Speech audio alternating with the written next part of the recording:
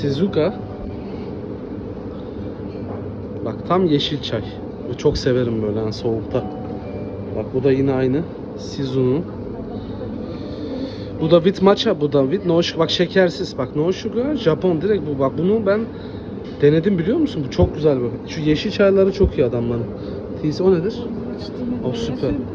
Büyük aslında bundan tip bunu aslında almak lazım ha. Çok güzel. Bravo. Som, citron. Bunlar da biraz daha pluslar. Bunlar da gece. Bunlar biraz vitamin. Burası biraz daha medikal. Medikal değil de şunlar iyi ama. Şu green tea ile hiçbir şey ne kadar ki 25 baht mı diyorsunuz? Honey lemon, ballı. Süper ya.